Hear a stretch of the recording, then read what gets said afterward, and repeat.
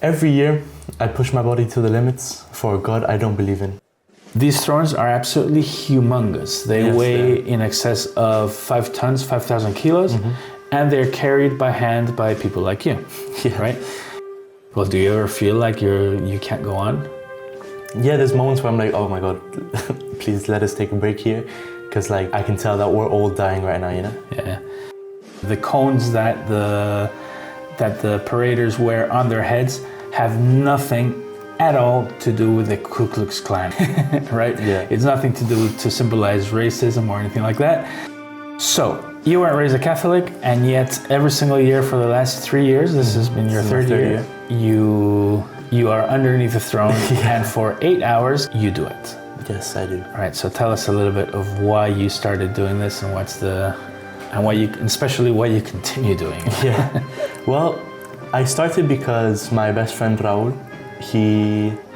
asked me if I wanted to do it, and I thought about it and I agreed to it because it's something that, especially in Spain, is very big, and it's very niche for someone to actually do it. It's very popular for people to go and see it, for people to participate, but it's not very popular for people to actually carry the throne. Let's find out what it actually is like.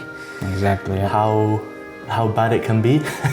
Carrying the throne here is considered a privilege. There might be 150 to 150 of you guys underneath the throne, but in a whole procession, there might be maybe, in the big ones, you might have 1,000, 1,500 people, right? More.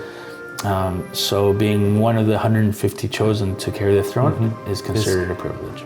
And you clearly liked it because you've repeated, you've done it twice once since. Liking it wasn't the word that I would say, that I would use to describe it, to be honest. The closest thing I could bring it to is like running a marathon, you know?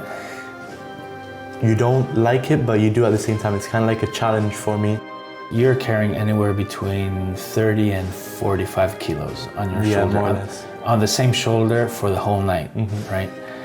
That is no easy feat. That's terrible pain. I'll show a photograph around here of your shoulder on the night it finished. Yeah. And now it's a little bit better. It still hurts, right? Yeah, it still hurts.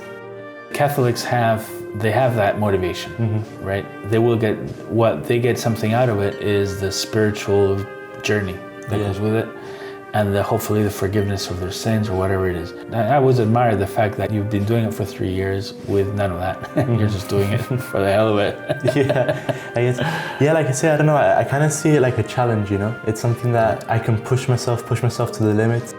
We also look out for one another, you know? Whenever we're taking the throne, we ask each other how we're doing. Right, so there's that sort of camaraderie. Yeah, definitely. You know, after 8 hours, I guess the best way to describe it is the pinching sensation on your skin. You don't notice it anymore. Yeah. Whereas when you turn, you do notice it all comes back. So you're starting like from zero again, except for this time, your hips are hurting, your knees are hurting, the bottom of your feet are hurting, you're tired, you just want to go. And you have to wait and do this dance with the Virgin.